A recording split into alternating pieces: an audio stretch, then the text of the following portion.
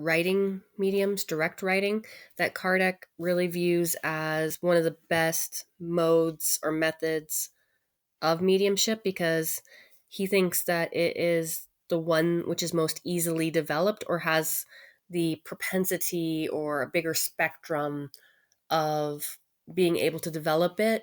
Even though an innate ability is there, it's more able to be practiced, I guess, and that it's more concrete because it gives us something, a physical result, the writing on the paper to look at.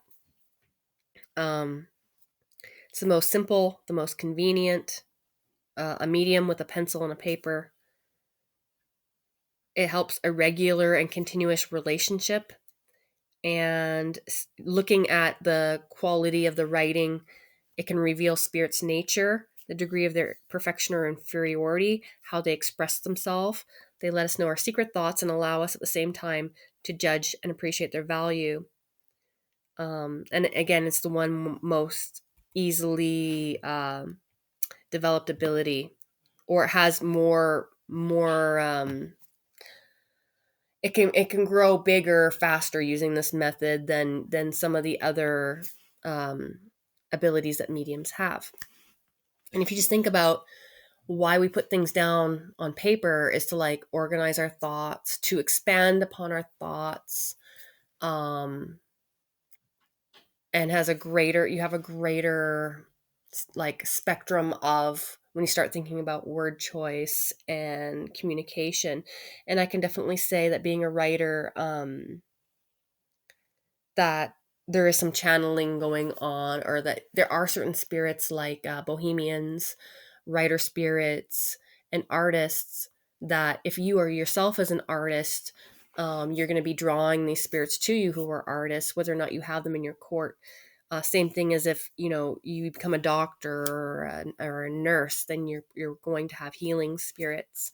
And these spirits, they want to keep doing what they were interested in life.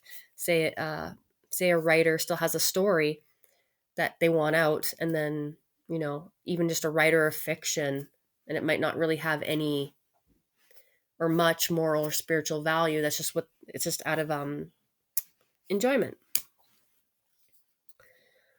Mechanical mediums, certain effects, movements of the table or the basket or the planchette, as an action directly by the spirits. The basket can be shaken with much violence that it can fly out of the hands of the medium. It can point towards certain people in the circle to strike them, or other times is a more affectionate movement. The same thing when the pencil is in the hand. So again, the spirit can energize the pencil itself and just write in the air, or write even without a pencil, or the spirit can affect the medium's hand.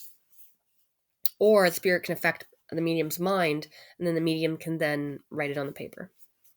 At times, the pencil is thrown at a distance, or the basket is shaken or strikes the table with anger, even when the medium is calm and astonished not to be a master of himself. So the medium's hand is possessed, I guess you could say, and the medium has no control of their hand.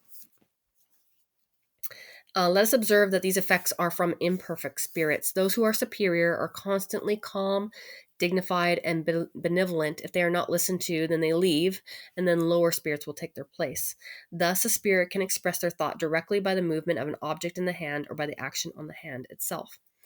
I also have to add that that is also true of a spiritual practitioner.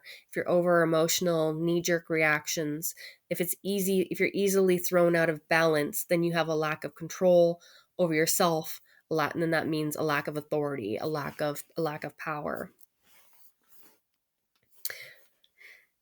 The spirit acts on the hand or the pencil and finishes and starts writing whenever a spirit wants to talk or is done writing, whether or not the medium wants the writing to stop or start. The medium oftentimes has no consciousness of what they're writing, which is a passive or mechanical medium. This faculty is precious because it's completely independent of the thought of the medium. However, some mediums are aware of what they're writing, and they're considered more intuitive mediums, or it can be partial or fluctuate between the two. Intuitive mediums is more of a channeling of your own spirit without the interaction of a foreign spirit. But we're not always aware of our spirit has more freedom, like when we dream, or our waking consciousness doesn't have as much breadth of spiritual intelligence or knowledge as our subconsciousness has. And there's a difference between collective consciousness or universal consciousness versus like individual consciousness of a spirit or a person.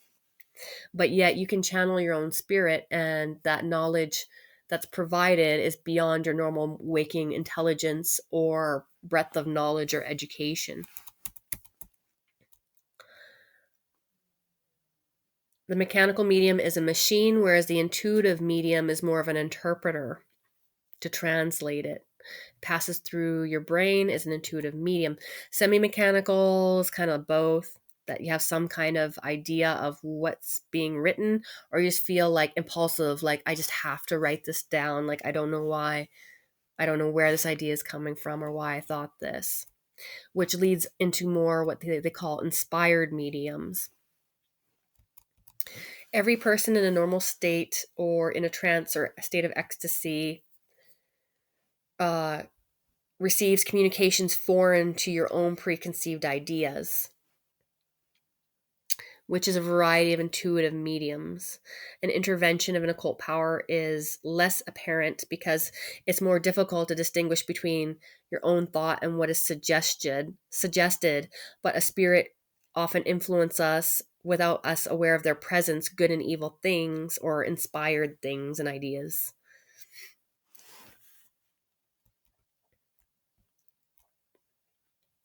The proof of an idea can come to us unexpectedly, is foreign to us because we always believe that we're a master of ourself and our own mind, and there's no reason that a foreign idea could come in our minds, basically. That's why it's really important to know your own like thoughts and your own personality, and also why it's really important to keep positivity high, because when something lower negativity comes into your space, then you can detect it and also know, like, is this just my normal, like cycles I go through, or why am I feeling that, versus like an exterior thought or spirit coming in to influence your mind. You can have a flash, an idea, a temporary ability you're not used to, uh, predictions of the what's going on in the present you have no idea of, or of the future. Um,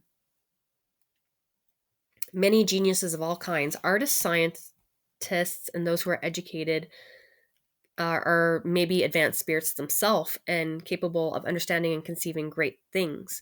And then that also attracts other spirits that are like them. And they are frequently mediums without even knowing it.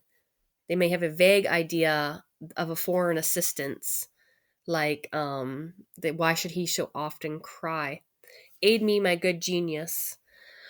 What is the primary cause of inspiration? Spirits who communicate by thought. Has not inspiration the revelation of great things for its object?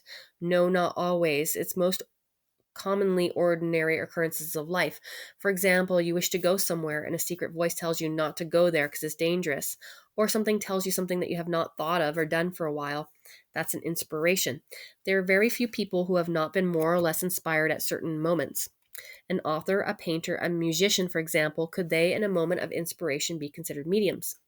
Yes, because in these moments, your own soul or spirit is freer and more withdrawn from the normal world or matter, and you recover a portion of your ability or your faculties as a spirit.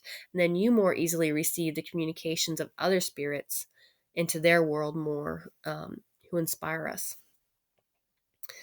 Presentiment mediums. Presentiment mediums have a vague intuition of future things. So this is more of like a clairsentience or a clair-knowing, or a vision. Some people have this ability more or less developed. They may say that they have a second or a double sight to help them to foresee the consequences of things and events, but It often comes from occult communications or from another spirit interacting with you. Um, for example, a lot of people say throughout the term psychic mediums, a psychic is not a medium. Um, so a mental power connecting with the collective unconsciousness is not the same thing as a spirit coming to you and giving you this idea, but you may or not be aware that a spirit is doing this.